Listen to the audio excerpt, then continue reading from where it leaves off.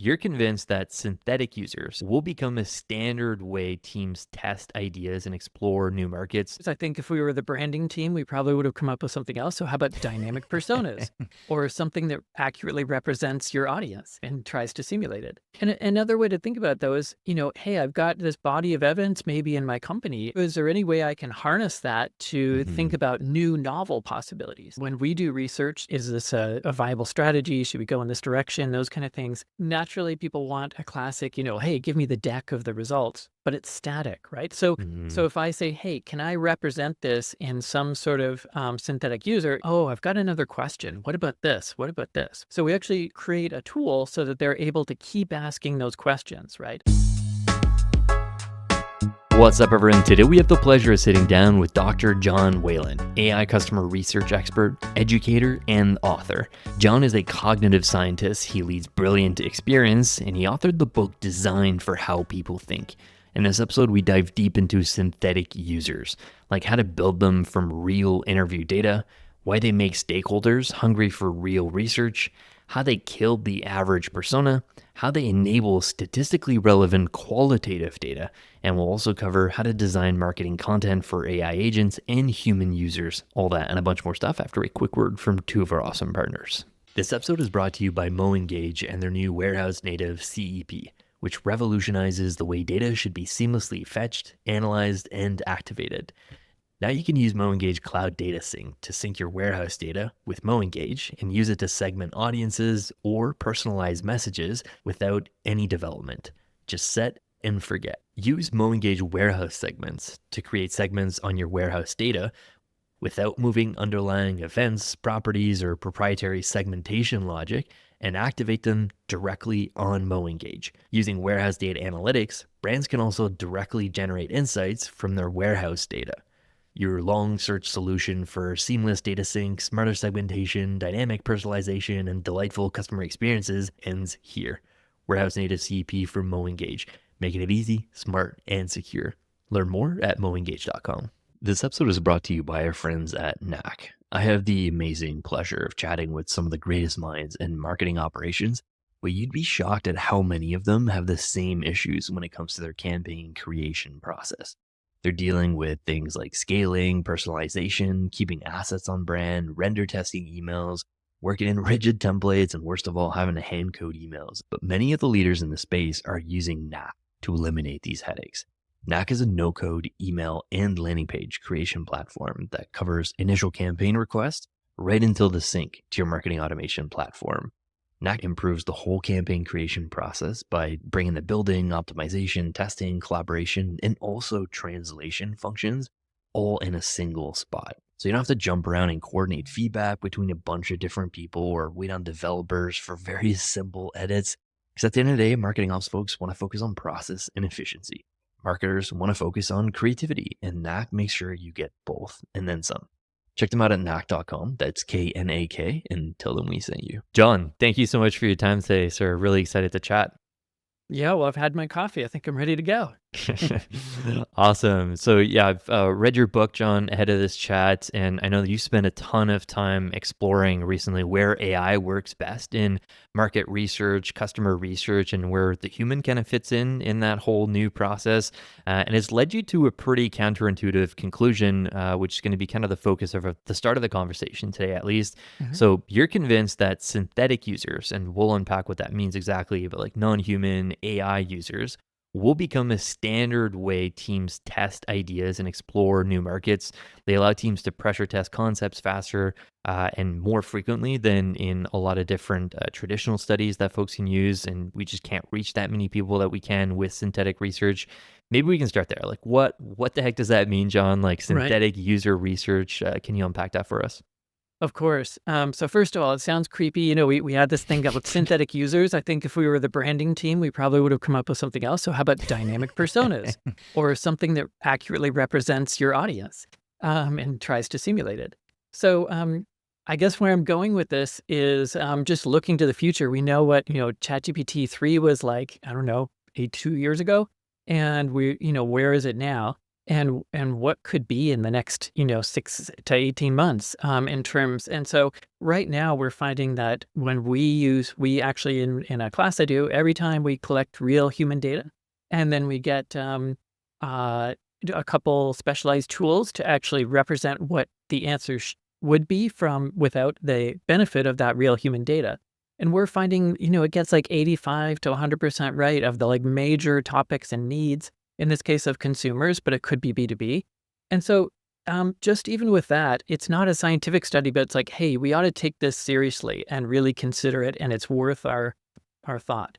And so I guess I keep thinking, okay, if these are only going to keep getting better and better, which they are, then logically, what kinds of decisions right now go completely by gut and no research, and what could we use to help us frame that? So I guess I'm thinking that increasingly designers, marketers, engineers will get the hint and be like, hey, why don't I at least ask this as a directionality or an interesting hypothesis or a way to explore it because I know I'm not the user.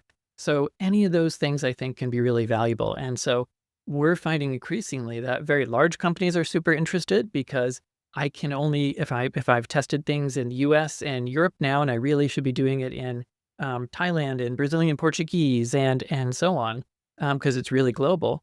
Maybe this is an opportunity actually to be in some ways more inclusive if I can represent them, at least directionally, and maybe more than that.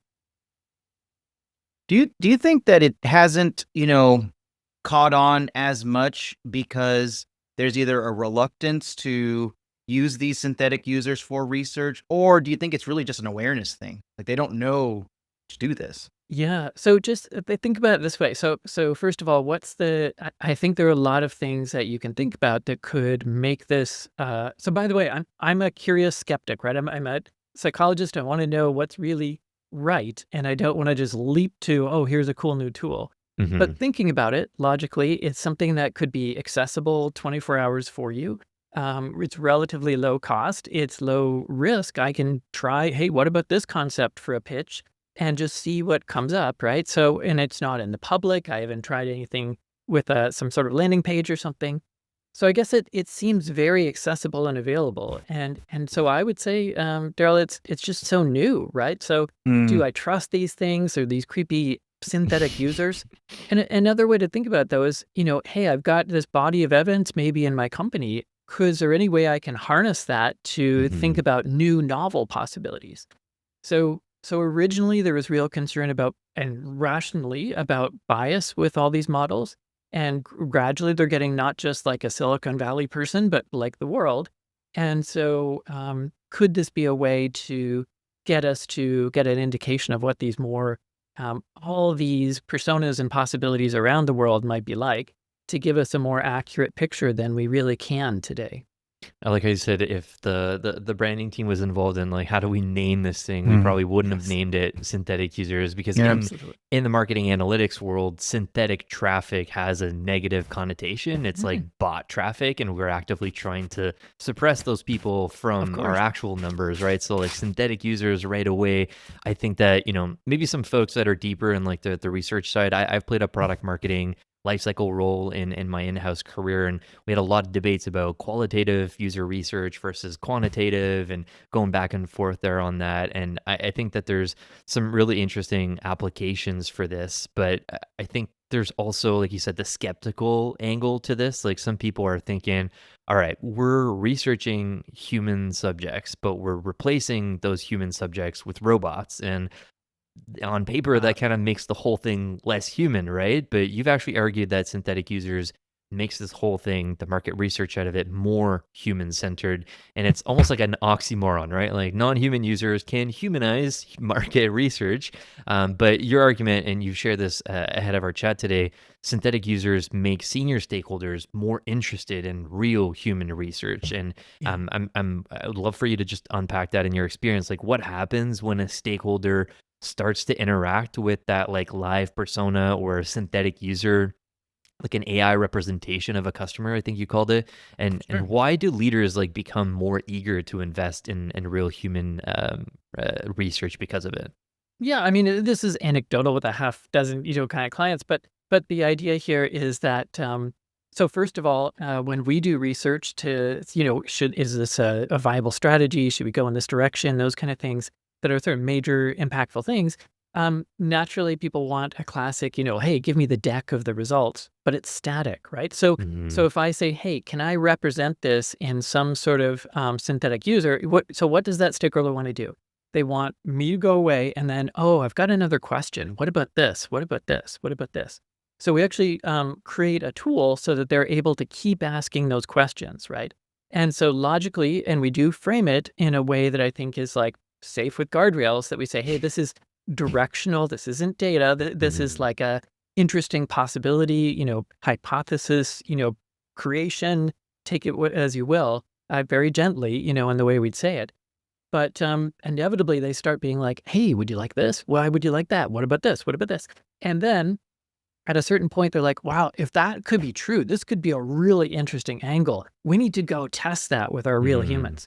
So think of this as almost a preview of what you could have with your human. So you're being more prepared for what might be to come, what might be the distribution of different responses. So a ChatGPT, and I'm not faulting them in particular, but classic LLMs tend to give you a pretty similar answer over and over. So the more sophisticated tools that are on the market right now try to give you a more realistic human distribution of responses. So it starts to get more interesting at scale. And then you start to get to like cultural variation and things like that. So if you can layer these pieces on top of each other, it could be a more interesting thing. So I guess the moral of the story is, by letting people try these things, we're like, is that really true? So it's really not, I've come to a conclusion, I'm never testing a real human again. It's that it's preparing me for being better informed and to understand the variance that I might get actually with real humans. Gotcha. So I'm not trusting my gut anymore. So it's like a stepping stone, almost like a proof of concept to convince those stakeholders that maybe don't always want to spend budget on those big research studies to just like dig a bit deeper and then like get curious about it. I think that's a cool way to frame that there. Like you're not saying that we shouldn't still be doing like some of those long-term studies, but I guess it's a cool way for using AI to build that internal political capital, if you will, to fund that deeper research and longer term experiments. Like I've been in that hat in in-house careers where we want to run like a new experiments, like a holdout test, and it's going to cost a certain amount of money because like we're holding out a percentage of the audience, but like getting that buy-in to do it, I just can't like go off and do it on my own. But trying to like find an application for is that the right way to think about it? Yeah. Excuse me. Exactly. So I think that having this possibility of, so what are the market, for example, we never get to test all the groups we want to. So what are the segments that maybe we can't get to, but we might get an indication of? And then that might be a good way to say, oh, actually of these three, there's this one actually looked more interesting than we thought. So let's divert a little bit of our resources there. Another very different way to think about this is they're just a good tool, right? So it is just a tool. And so when we first meet with a stakeholder and they're like, hey, let's do, I'd love to learn more about this with this audience. Well, what we do is say, great, let's spin up a quick synthetic user right now and ask them that question. And it's not because like slam dunk 5 we're all done, but rather almost always that stakeholder says something, oh, that isn't quite what I want. I wasn't really thinking about that question. I was really thinking about this question. And so I don't know if that's really the right audience. And so suddenly I've just learned so much more about the stakeholders' interests, right? So it doesn't matter almost what that synthetic user said. It's more a tool to get us at really understanding the heart of the problem that we're after solving. And so in any way along the line, if we're going to do qualitative interviews, we can test it out with synthetic users. We can ask what I call sort of impossible questions. What would you never tell an interviewer or never put on a survey, but we should know? What's what are some of the underlying possibilities of why you're thinking this way? For the people that are of the inclination of jobs to be done, give me your answer and then describe it in jobs to be done format, right? This is an LLM. It can start saying it that way. Or if you were a product person, give it to me and, as a blank, I have to do this so that I can. And so I'm just saying that, there are very unnatural things we can do with these things as well to get really to the sort of business need that we have. So it's just a different way of thinking, different tool. I especially like how, testing with these synthetic users helps us pressure test our own thinking, ideas, or frameworks. Because, you know, just like you said, we might not have thought about this dimension or this lens, Yeah. and it might even change like our whole business idea. Just the act of asking these synthetic users is useful. Like the exercise is Mhm. useful. So that's super interesting. I wanted to ask you, how do you answer the charge that pre-testing on synthetic users is a shortcut that risks missing the visceral emotional hugs and tears you famously drawn out in real-world contextual inquiries? Yeah. Um, well, certainly, there are a few things that we know LLMs today and in early 2026 are not great at, right? So they don't have the grounding, right? So if we say, hey, I've got, 20-foot ceilings, should I, put my cat up there? How would I do that? Well, we'll just reach up. And so, first of all, bad idea to put your cat up there. Secondly, I can't reach 20 feet, right? So there are these things about just basic common sense that you and I all possess about the world that these things don't have, right? So it's a statistical property. So we do want to be really careful about the weaknesses of these things today as well. The other is that there may be really sort of counterintuitive findings about real humans and the way that we think. Um, we're all subject to our frailties and imperfections, and often it may fall into the trap of being too logical or too systematic. And so we want that's exactly why we want to say this is a possibility or notional. The other thing, Daryl, I'd say is that I can turn this around too and create synthetic experts, right? So we actually find it very useful if we've got a big stakeholder we're about to present to. We create a synthetic user of that or synthetic expert like that person. Say, here's what we're about to present as the major points. What do you expect would be their first rebuttals or Hmm. questions or concerns? What am I not answering for them? And you would be shocked at how many times we get a set of questions to be prepared for and think about, and that person actually utters one of them. So actually, it's a really good way to think about your your peers, kind of thing, or for example, I don't profess I'm really more on the cognitive science side of the world. I'm not a brand strategist by trade, right? So I love to hear what's that perspective of this data. What's another perspective that I might not, my bias is to think about product innovation, not like maybe systems thinking with the technologies. So there could be ways to overcome some of our, think more broadly from that perspective too, as having sort of co-thinkers for us. Super cool. John, so like you're not just talking about this from like a theoretical, like this could be potential, and you don't even have like someone on your team do this work for you. You've gotten your hands dirty so much so that you're actually teaching a course on Maven about doing this. We actually had a listener reach out and encourage us to invite you on the show because they loved your course so much. What does this actually look like? Like maybe give us a teaser of that like second cohort that you're doing on Maven. Like how does someone actually build a synthetic user? Is like, are we getting started with, is this like an N8N tool? Are we using Claude Code? Like, is this just for technical people? Like walk us through that. Yeah. So first of all, there are a set of sort of SaaS products that are out there. So there's for you all in marketing and really global scale, there are things like there's one called Verve Video Survey. There's another called Yabble, another Subconscious AI, Ask Rally. There's a whole series of these. There's another that's really good at trying to make synthetics out of your HubSpot, for example. Hmm. Um, and so Delve.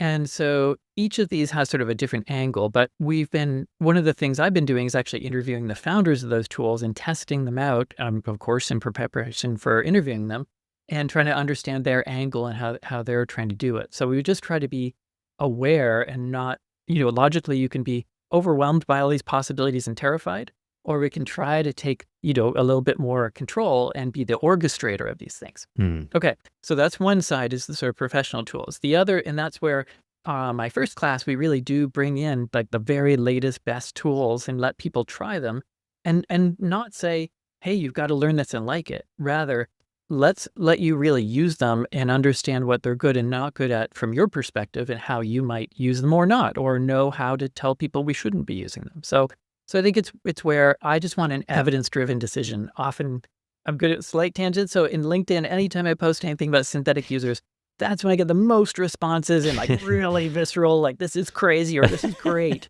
you know. And I think it suggests there's a hot button there for all of us, if we think about why are we really so viscerally tweaked by this? And it may really be because our jobs could be very different. It could be that it's getting at the heart of, so I think it's just a self-reflection moment for everyone. I'll let you answer it for yourselves. But in one hand, we've got things that are these real SaaS tools. On the other case, we try to build these things from scratch. Mhm. And so that's where you can start, for example, from a set of interviews or market research data. So I could just do this in an LLM with a single prompt, right? So that's layer one, right? Layer two is I can have, there's a lot we know about psychology. And so a lot of the professional tools, their sort of first layer beyond that molten core is all about what are the classic behavioral responses, like we have more strong reaction to negativity than positivity. Here are some of our biases. So let's have that layer be put on there. And then a next layer is logically these massive groups have just enormous amounts of user data that's sitting on a shelf somewhere or in a server somewhere. And let's put that to use and say, here's another layer of what we know about our target audiences. So if you have those set of layers, suddenly that could actually be more promising than just out of the box, whatever, with a one line prompt. Mhm. So I encourage everyone actually to try. I do little free lessons, and one of the things I do is I say, give me a 5 question sort of questionnaire LLM to help you understand the target audience I want and what I want to look at, and then I want you to assume that persona. And so it's a really good exercise for stakeholders too, even to just say, okay, let's do someone just like you. Great, marketer and blah, blah, blah. Now let's do someone from Brooklyn who's, a Gen Alpha, really into brands, and ask them if, Supreme is still a W or not. And and the response you get in the language that you get and everything else just makes you realize you are not the target audience. And and that there's something that's there underlyingly. So what we do is we actually do use things like Cloud Code or Gemini or Codex is that other version. And I actually don't use these things to actually do coding proper, but we build agentic systems to work through the steps of first, here's our interviews and what's the interesting nuggets about the personalities, motivations, types of words they use, syntax, um, things they're trying to solve, things about their life they mention. And then from there, try to encapsulate, okay, so here's maybe 3 or 4 major archetypes in that body of evidence. Let's try to build those out and bring them to life. And then from there, you can say, hey, I'd like to interview them one by one, or I'd like to have them be a focus group and talk to each other. And essentially, you can build up something there that feels very actually realistic. And so a lot of the people in my classes are like, that really sounds like what I would get in my focus group or in my interviews. Like it's kind of creepy. And so they're right, because there's so much data out there that's actually getting more and more powerful. So again, and to Daryl's point, let's be really careful. It can sound really good, but is it really good? So we want to make sure that we're actually hitting the mark from a business perspective. Is this actually accurate for truly, would I have the right go, no get decision on a marketing campaign? Or would I have the right distribution of kinds of people and the sort of segments that I would find in real life? So these are things we don't have well tested yet that are begging for an answer. So I'm trying to see if we can get to helping everyone with that, but early days. Very cool. Yeah, I love that. And so I was excited when Phil told me you were coming on, because I had actually done a little bit of this at the basic level. My friend and I were contemplating starting a business, and we wanted to launch a program to help healthcare professionals transition into like remote knowledge work type jobs. And I wonder if you could give me some maybe critiques as to our process, and maybe help us expand well the type of questions that we were asking. So one thing that we started with, and I think this is going to be helpful because I think marketers are doing the same thing. They're taking their customer and then they're asking these types of questions. The questions that we asked, and we did it through ChatGPT, and is, hey, pretend you're a nurse. You've been working as a nurse for, 3 to 5 years, and, you're contemplating a career change. You know, what are your biggest fears about changing a career? What don't you like about your current work daily, day to hmm day? And, if there was a program to help you go from where you are now to a well-paying remote job, how much would you pay for that? How much would you actually, part with your hard-earned income for? Are we Am I thinking the right way? And, what other things do you think that, you know, if you were giving advice to marketers, for example, would you go deeper? Is that a good place to start? How would you kind of approach Yeah, these interesting. questions? Yeah.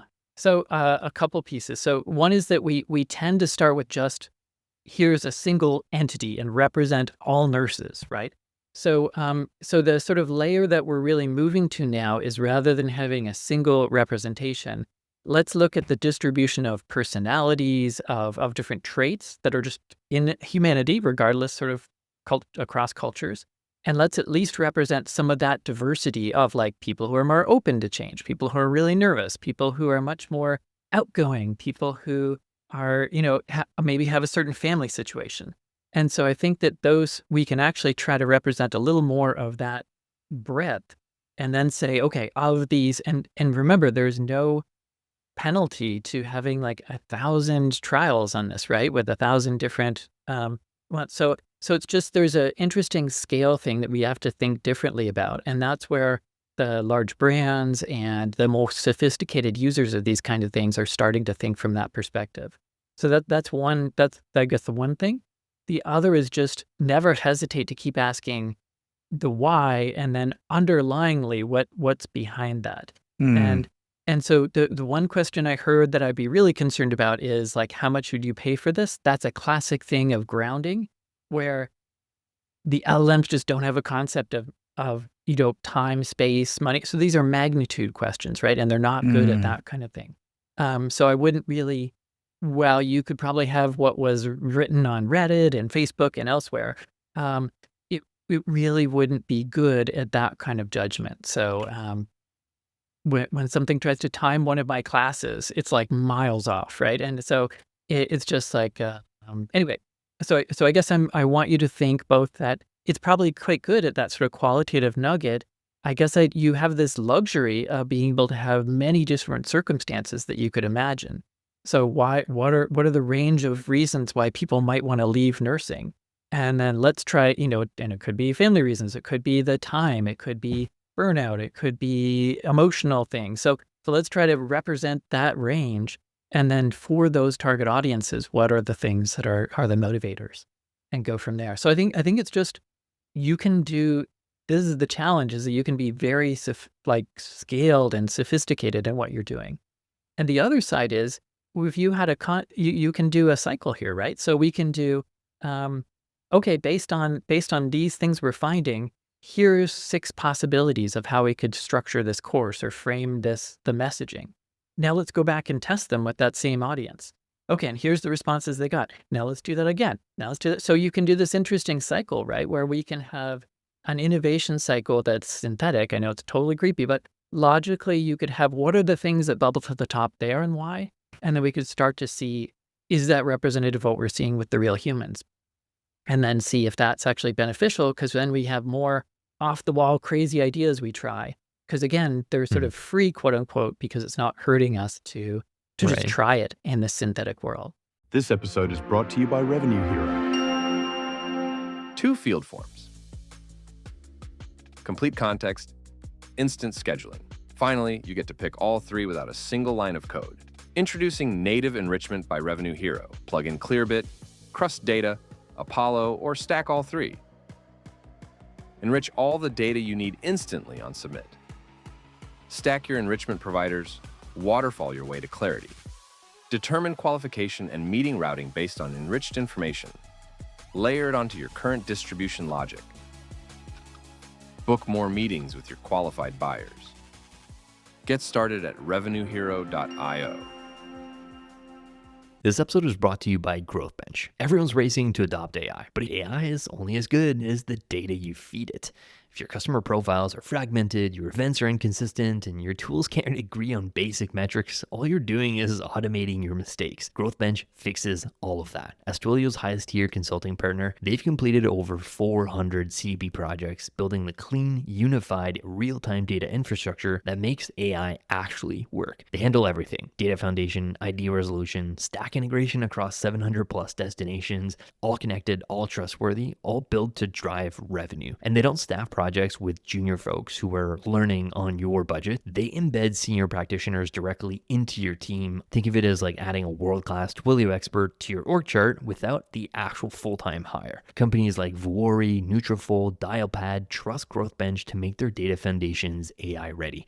Want to stop guessing and start growing? Visit growthbench.com/humans to book your free growth audit. Like ideally in a perfect world, we have a lot of actual human research data to get us started, right? Like that level one of, training and prompting and telling how to answer a certain question. Like you said, like it's not going to get that grounding stuff, the pricing stuff, like a lot of different components there. So when we start with a bunch of existing data from actual human research, and we pair that with behavioral data that we have, right? Like your book talks a lot about the behavioral data. Marketers have funnels of data on every step where people drop off in the pricing page, experiments that we've done in the past. So let's say someone is listening right now, John, and they're like, we have a lot of this data somewhere in a bunch of different data warehouses. We also have a product team that did a bunch of qualitative research. That data is kind of everywhere. It's not an essential spot. How do we bring it all together to create this like live persona of our like a hive mind of like our users there? Like, can you walk us through? Like, I know you talked about like agentic components to this. I feel like that like the first layer to the last layer is where you kind of lost me a little bit. Like maybe unpack that a bit more. Yeah, no problem. So, and the truth is that there isn't one right way to do this. It's such early days, right? So Right. we're all learning. So the situation you've got is very common. So we actually get asked a lot, like, "Hey, I've got these 500 interviews lying on the shelf that are only 18 months old. What did we leave on the cutting room floor? What are interesting insights that we didn't think to pull out because that wasn't the focus of this particular study?"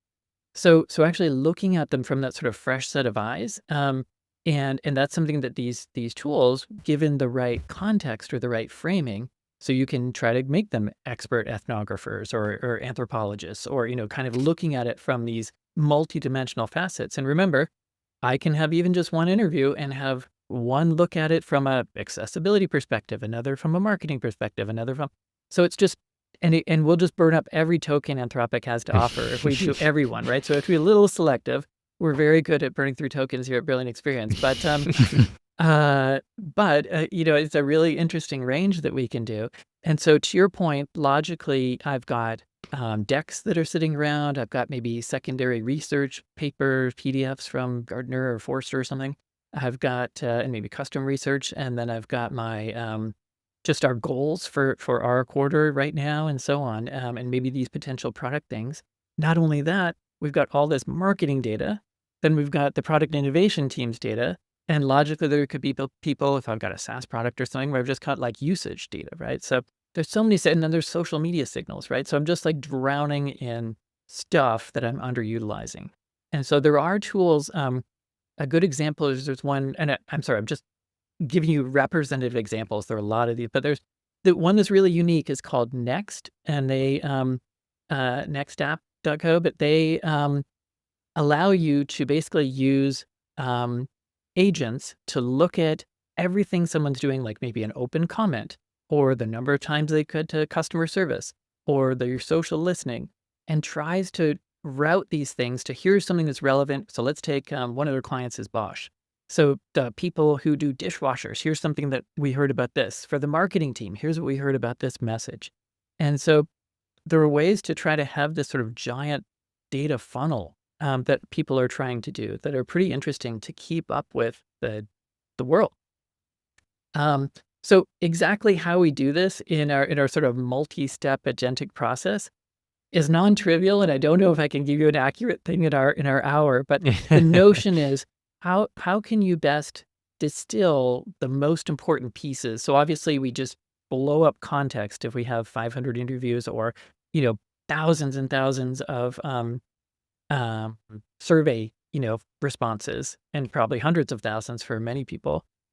So ultimately, what are some of the distillations of that we can put together? And that's what we're trying to do is say, of all the noise, like today I said, hey, I've got my coffee, I'm ready to go. We don't need to know about that. We need to know about this agentic stuff. So how can we take that out of the equation and focus more on the other pieces? And so that's where we're trying to not lose the essence, but we're also we just have to make it more focused. So you then get into like vectorizing databases and coding and all these other nerdy science stuff. And I guess I want to say that the concept is an interesting one, and it's open for debate how really to do this best. Gotcha. So a good teaser of what your course is actually unpacking, because if someone signs up for your course on Maven, like you're walking non-technical users through the technical process. Here is the terminal, how you actually do this, and we're going to synthesize all this in like markdown files so that Anthropic actually understands. Like that's give us a teaser of the course, if you will. Yeah, sure. So I mean, the idea. So there's really two sides, right? I've got one where it's like, let's use these SaaS tools and really understand what's possible today in that world, and that's really important too. And then, but inevitably people are like, well, but I have this special use case. Right. And so that's what this is about, is starting them with, hey, let's just analyze interviews or our classic survey data or a combination. So what would be the steps we would take to synthesize that together? And then they've got their tools. We can go off to Qualtrics, or we can go off to, it might be, there's a thing called Marvin that people use for bringing a lot of qual data together, for example.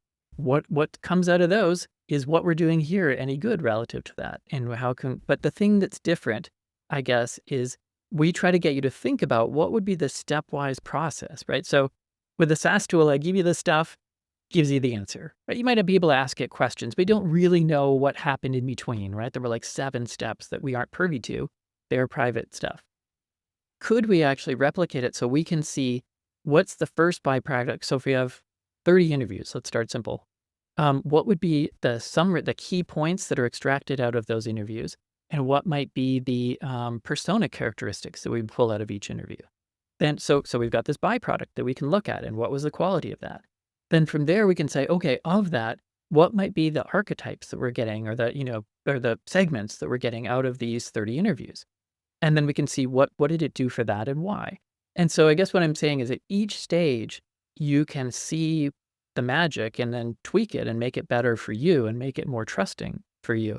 And also, logically, doesn't have to be just you, Phil or Daryl. It could be, I've got my AI agent that's the expert and reviews and critiques and gets it to do a cycle. So we can, at each stage, we can say, for example, if it's pulling out quotes, let's have one thing that does nothing. It's just a dumb system that says, is this a real quote, yes or no? And fix it before we get any further, so we can trust the data. So we don't have to worry as much about hallucinations and things. So interestingly, all these things that you're nervous about, we can see, step by step how the reasoning is done. We can see what it actually produced as that byproduct. Just like if we had a real junior person doing something, it's like, well, give me your draft. Okay, let's see what it's like. Let me give you some critique. And so the better we can do at first, so the first cycle might be kind of crappy for those summaries. Great. Let's give it a critique. Let's get it change its analysis system with that. And we do that. And this is called evals. It's a classic thing you do in all of agentic world up to really technical systems.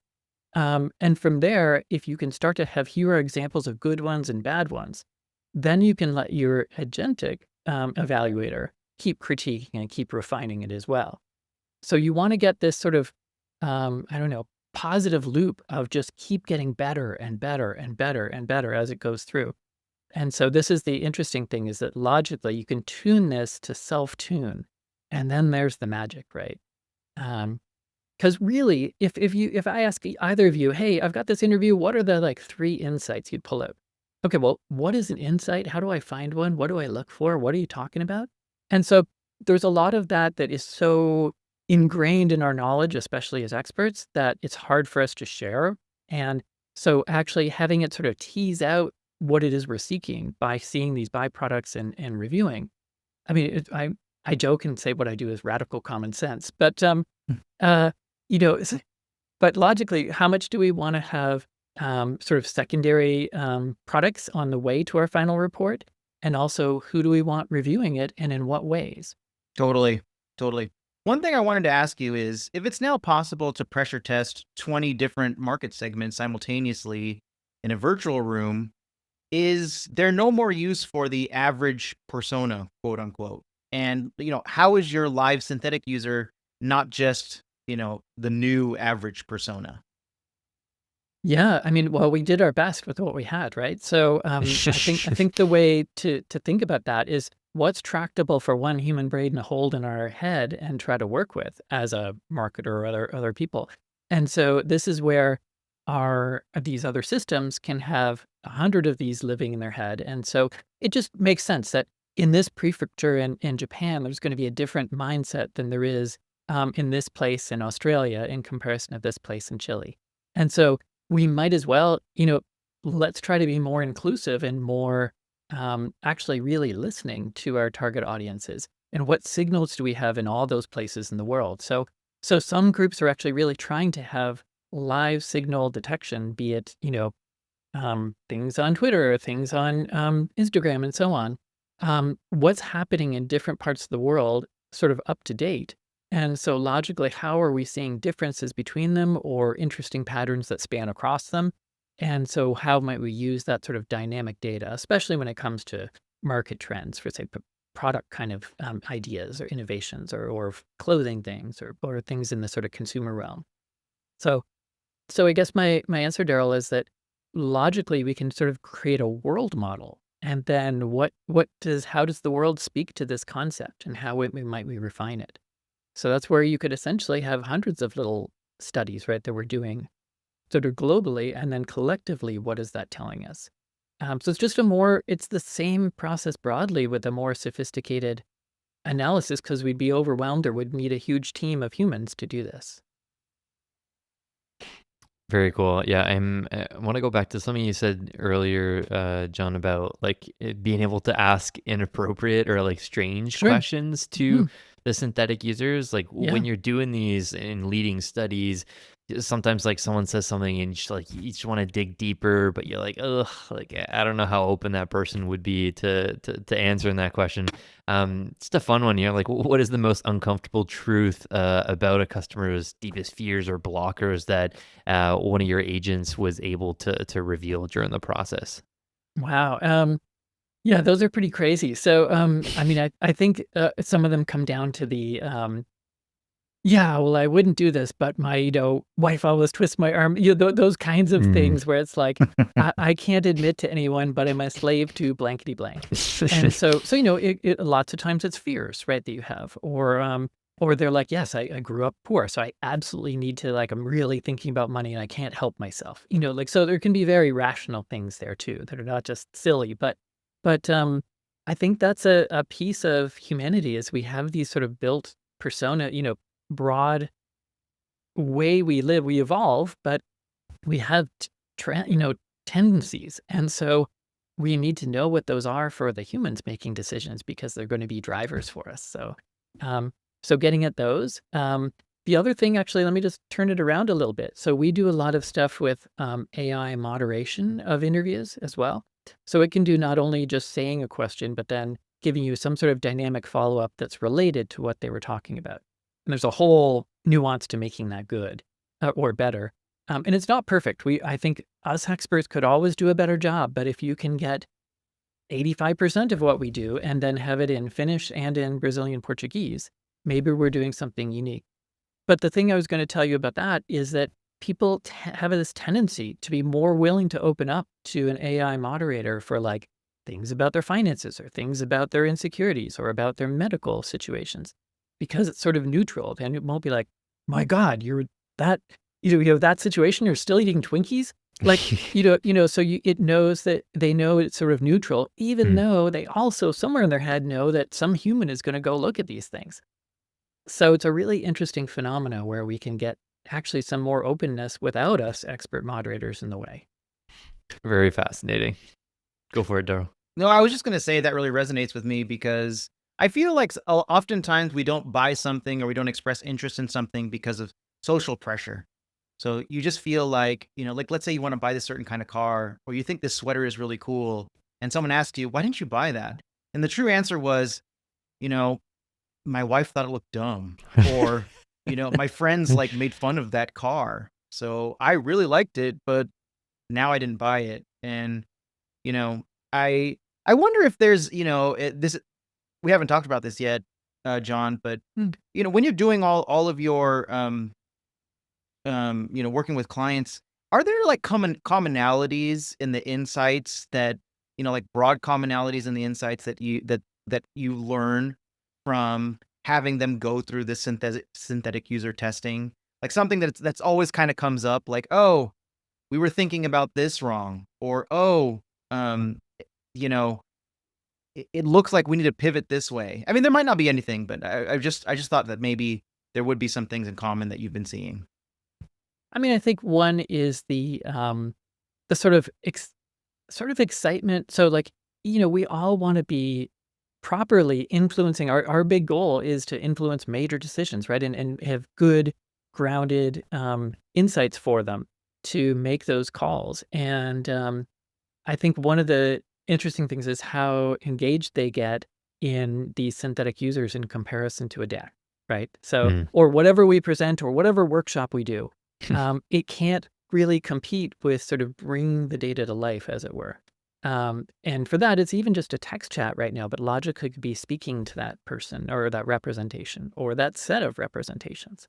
So I think that's one thing is that, so now just to give you a sense, what one commonality is, in 2022, we remember way back then, we used to do our Qual stuff would take a major global thing would take about 7 weeks. Now we can do it in, roughly 10 days, and most of that time is synthesis and humans really thinking about the data and digging into it.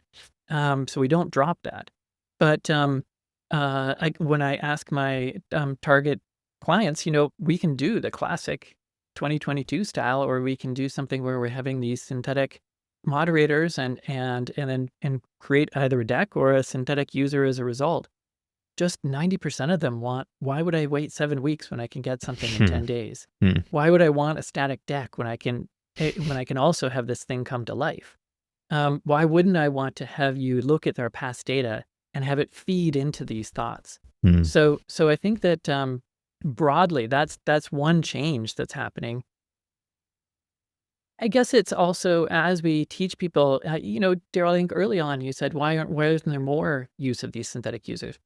When these teams start to see what they can do, they're like really engaged, and then they start to dive in more and wonder, and then say, oh, well, if we have a synthetic user of this, why don't we have one in this segment as well? And there isn't a compelling reason why not. And so again, they start to see this like mountain of data they could actually use in support. And so there aren't good tools yet for making that happen. And I think, Phil, you brought up, you've got this data from product land, innovation land. You've got this marketing data and data lake, and you've social media. And then you've got things that maybe just the innovators or some other group has got.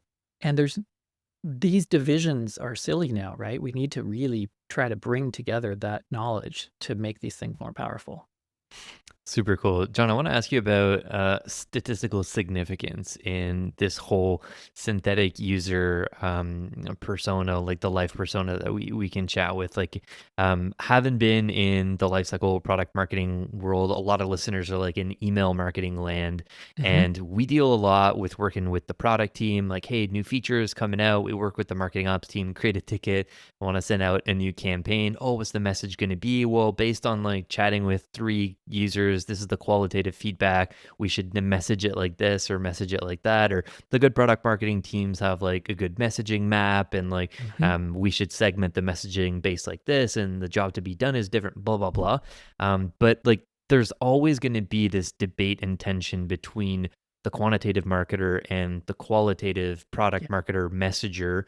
And we often get into this debate about like, all right, what is more valuable here? Getting qualitative insights from a handful of people about this message that we want to send out? Or do we just run an experiment? Like, let's blast out two versions of this message to like a big subset of our audience and let the data tell us who is going to win instead of relying on just, a handful of those users. I Gotcha. feel like the whole thing that you're building around synthetic users blows up the debate and like introduces a third aspect here almost. You've actually said that like AI now allows for statistically relevant qualitative data, forever ending this age-old like debate between quant versus qual. Can you unpack that for us? Yeah, well, first of all, the sad truth is I don't have the answer for you today. So just to get that out front. But a couple pieces. One is that with things like AI moderation is a good example. We actually can do qual at scale, right? So then those two teams might be reasonably satisfied together if we're doing some sort of experiment. So that's not even getting to the synthetic users. But I think this is where it's really simple. We can build the best, you can go say, hey, John, can you build us a set of synthetic users that's, represent our data? Great. I just ran this quant test over here. Let's go run it with your people, your synthetic users and see, do we get the same stats or not? So I think that this is where we really do want to put our money where our mouth is and start to say, not just directionally, we're starting with directionally, are we getting something interesting? I think the answer is yes to that. So to your latter question, do we know if it's going to be a 2% or 3% lift? No, we don't know yet. And we've got to really try it. But major groups are really, really trying to use their sort of, and think of it again with statistics. What are we doing? We're representing a population. What are these synthetic users representing a population? So it's just another, it's almost a way it talks back to you, but essentially it's trying to represent it in a statistical way, right? That's exactly, it goes back to like neurons. So I don't want to get too nerdy for you, but really the machine learning stuff on early days was really all about, can we represent the way that our neurons in our brain fire? And therefore, can we have something that has synaptic, relationships? And so some of them form stronger, some of them die off.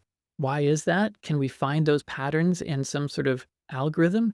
And so we did in neural networks. And so neural networks are sort of the underlying principle behind all this machine learning. And then, natural language moved us to AI. I wonder, is there like some pre-work that needs to be done when you are going to be rolling this out in any department? You know what I mean? Because I wonder if the people's first reaction to, hey, everybody, we're going to do the synthetic user testing is kind of like very skeptical, very like, do you do some convincing up front, or do you have your students do convincing? Like, what do you recommend to make sure that you can kind of get this done smoothly and start without so much resistance? Yeah, a really, really good question practically. And, me too. Like, it took me probably 3 or 4 months to not hear, nails in a chalkboard when I said synthetic users. So I'm totally with you on that. And I've gone through all the emotional stages of like, oh, do I have a job anymore? Is this any good? And so there is a piece to this that's about our underlying like value in the company, right? If these things could be true, then what does that mean for us? So there's a big question, and actually we happen to be in a place where like yesterday, Jack Dorsey fired a whole bunch of his staff because he thought AI could do more things, right? So this is a real fear for our people in marketing and other things like that. So I think the first thing is just helping people understand logically this is a tool, and so we can go from being sort of nervous about this thing and unsure to having some experience with it, decide when is it appropriate, right? So I'm sort of building my way up. So what we do is we very gently have a small group try these things. We often do a comparison between here's the real human data, here's the simulated stuff, and we get that team to analyze it and decide what worked, what didn't in their field, and then share it with their colleagues. So it's not me professing it or, it's in real life, this actually could have worked in this circumstance and not in this other circumstance. So very pragmatically, and then sort of easing it into large other groups, because there's the group that are going to be like, this is great, let's run with it, that's like 15%. There's about 80% that are the, just tell me what to do, I'll do it. And then there's the people like, no way, no way, never. I like horseshoes, I like my VHS tapes, I'm not doing Netflix. And I don't know what to do. Those folks, I want them to really think carefully. Yeah. Because it does sound creepy, but you were willing to use stats, you learned stats, probably in university. So this is just another tool that has that. It's just, it feels creepier because it's trying to truly represent what the person would say. John, I'd be remiss if I didn't, I know we're running up on time, but I want to Sure. ask you a question about your book. Like I told you ahead of this that I got a chance to read your book, Designed for How People Think. It was a fascinating book. I think a ton of applications for marketers, product marketers, lifecycle marketers that, are always obsessing about why people are doing certain things. Like we see the behavioral data in our funnels, but we don't really understand why someone dropped off in the pricing page or why someone decided to unsubscribe from that email. Like, well, we can't even reach out and ask that person. Like, we don't have that data. Is that a good use case for the synthetic users, like in the whole Martech world? Like that behavioral data doesn't answer the why. Do you think that like interrogating 500 hours of past interview data through the lens of a synthetic user allows us to like uncover the why behind some of this like silent data inside of our funnels? What are your thoughts there? Yeah, so interesting. So first of all, I think representing what people need and how they think is even more valuable now that we've got these co-thinking tools. So for product innovating, that's a really interesting piece of, I think of, I had frankly, a mediocre chapter in my book. That's the only one. But that really, really said, hey, we should think about this with AI and, stay tuned. And that was, 2017. So, a lot's changed. So yes, version 2 is necessary. However, I think that this is a really interesting way to ask those impossible questions, exactly what you're talking about. So if we wanted to know, like, what do like super extreme rock climbers need? Or what do these people who dropped off at the funnel? Or what about extreme high net worth people who are never going to take, $300 incentive? Why? I don't need that money. Like, why would I show up? So these groups that you can't reach out to at all are a great example of let's get some thoughts about what might be the real possibilities here. And then what evidence do we have to support or against that? So think of this as like converging lines of evidence. What else do we have? And is this compatible with that? So yeah, treat it, I guess I'm asking everyone to have some honest curiosity, really try these things, understand what's possible, and then be skeptical. Don't just take it and run with it. I've had sort of junior designers say, this is great, I'm going to use this right now for X. And I'm like, well, just hold on. Let's see, how good it is so you know when to trust it, right? So I think there's a balanced way to do this. And, the people who are doing heart surgery tools versus the people who are doing like potato chip advertising, well, one of those can go out on a limb a little bit more than the other, hopefully. And so it's going to be different appropriateness in different situations. Very cool. I would say like so if I was like, I do this like skeptical executive exercise. So I would say skeptical executives would probably say, hey, this is, now you can do 20 markets at the same time, whatever. Does this lead to like analysis paralysis because we're spending so much time designing the user studies, the synthetic user studies? And then I think the other skepticism would be like, this still isn't where the rubber meets the road. We're still theoretical, So how would you address those two? This is not what I think, by the way. That's fine. This is what they're perfectly rational questions. Yeah. So on the first point, this is where I try to train people in my classes to not just to be orchestrators of systems, right? So the orchestrator like wants certain quality, they get to pick who plays oboe, they get to pick, how you're going to play it. And so we want to actually build a unified system. So if we're doing these 20 markets, it shouldn't be that I now need 20 people to do each market. It's that I have my synthetic orchestration system, cranks these things up. Now I am the person who is the human is the quality control person. I want to make sure, is this accurate of what we know of that audience? Is this, so we're judging its quality. And then to your point, these are forecasts or hypotheses or so that you're absolutely right. These are not real humans, slapping down their credit card or doing whatever behavior. So you're absolutely right about that. So I think that's where we need to have, almost every group goes through a stage of what's something we know really deeply. Let's get a team. So a lot of the groups, when I interview the founders, they say, yeah, what they do is they get us to give them a study that they've already done with real humans to see how close they map, right? And then they have a sense of, and they obviously don't share with the synthetic user team what the findings were. They collect it first or keep it. So the question is this actually an accurate predictor, right? And so to your point, there are a couple interesting things. So one is, first of all, it is not good. How can we tweak it? How do we train it? And so again, this is a cycle. One of the things that people have found actually in doing so going back to the quant and trusting our survey data, right? There was a group that we met with, and they said, "Gosh, we get about, I don't know, 80, 75% right on these surveys based on what we think humans would do, and then if we layer on top of that, there's going to be this proportion of bots and this many people phoning it in for the money." Then they get like 95%. And so my point is that actually we have these imperfect tools already, right? And we've got human frailty, and we're not, getting into the pineal gland of your Bishop Berkeley or going to the matrix and plugging in. So we don't get the direct source. And so actually that's an interesting imperfection of any of our tools right now, except for, say, like, did they buy or not?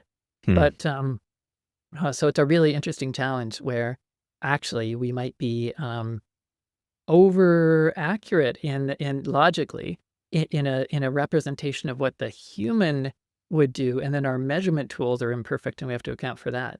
So that's a logical possibility maybe on the other end that we may not have thought of. You mentioned bots there, John. We've talked a lot about like agent to agent commerce on the show, or machine customers. People call it differently a little bit. But your book talked a lot about designing for humans. Your synthetic users are essentially like simulating an environment where we are talking with humans and like a persona of our humans. What happens to a world where we need to shift and start thinking about how do we talk to agents that represent humans? Is it a massive shift? Is it just like thinking about it a bit differently? But I know you're predicting this like huge advantage for teams that are taking the shift seriously, specifically those that are like designing for both the human and the agent user simultaneously. Just curious your thoughts there. Yeah.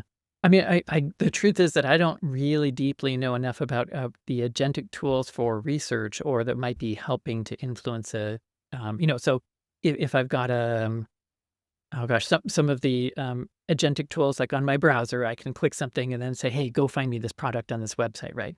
Or I have some of the specialized browsers that have just the agentic, system, or for that matter. So for any of those, I think we have to study, and those are going to be really moving targets of how they approach the problem. Certainly going to be algorithmic. Those groups are going to want to use as few tokens as possible to get the best answer. They're going to, they can read things that are all white on white, so there's huge differences, I think, in how we design for thoughts. And so yeah, while the underlying thinking, actually, I encourage everyone, regardless of what you do, even if you never touch these synthetic users, but I think you should, just hit that thinking triangle or chevron and actually watch the thinking process of the agent as they're doing things. You'll learn so much about the approach that they're like, oh, I think the user wanted this, but I gave them that. That might suck. Maybe I should think about it a different way.